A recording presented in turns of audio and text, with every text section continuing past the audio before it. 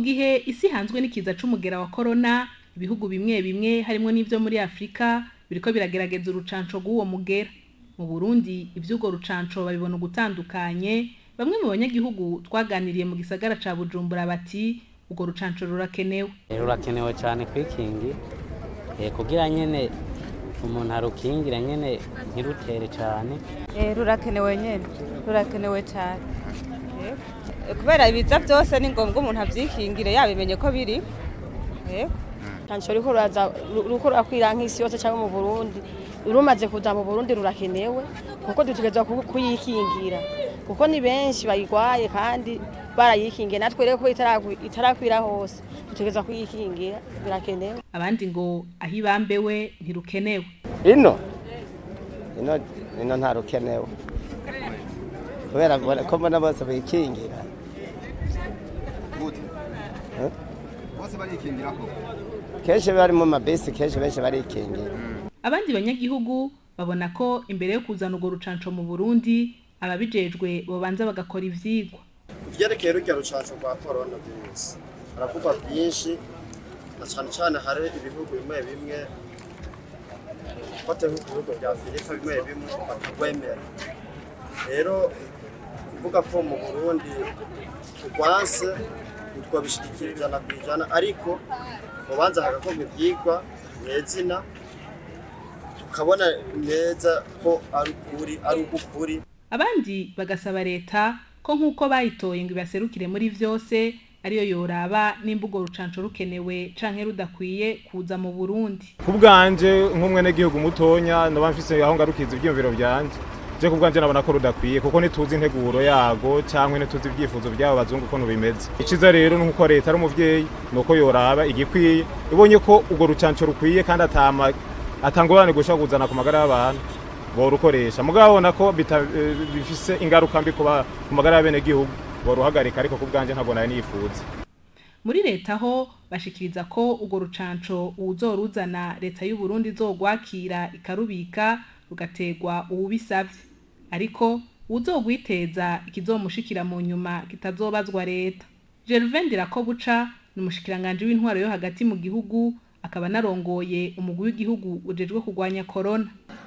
Muri komite COVID twavuze tuti umuntu wese ashaka kutuzanira vaccine ico twe dukora nka leta y'u Burundi twarategekanije aho tuzoyashikiriza muri Kamebu no muri NSP amafrigo twarayategekanije mutuzanire tubike umurundi azokumva bishaka ko akeneye vaccine azocagenda yitura bikeneye bamutera urushinge bamutera iyo vaccine ku bushake bwiwe mugabe bizomushikira ntazobaze leta.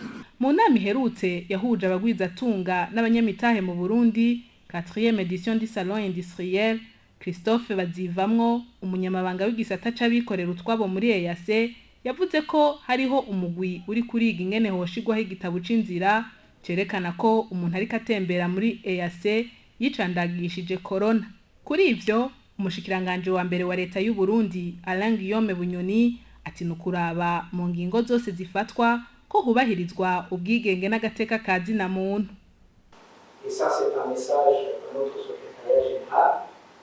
Ubu n'ubutumwa duhaye umunyamabanga ajejwe igisata c'abigenga mu muryango w'ibihugu byo muri Afrika y'ubuseruko ko batuhonyanga agateka kazi na muntu nyabuna ko boshira imbere ingingo zofasha mu kwirinda corona zikongera zigateza imbere amahinguriro no guhanahana ibidandazo maze hakirindwa gushigwaho ingingo zishobora kuzibira umunyagihugu ko yikorera utwiwe ko yidegemvya mu kumushira mu bintu bishobora kugabanya ubwigenge bw'abanyagihugu.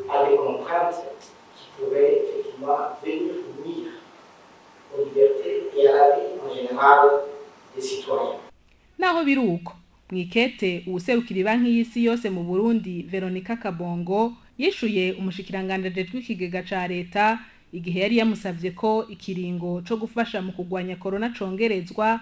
Yishuye ko ibanki y'isi yiteguye kubandanya ifasha mu mugambi wo kugwanya corona harimo no kubaronsa incanco z'uwo mugera no kuzikwiragiza mu gihugu.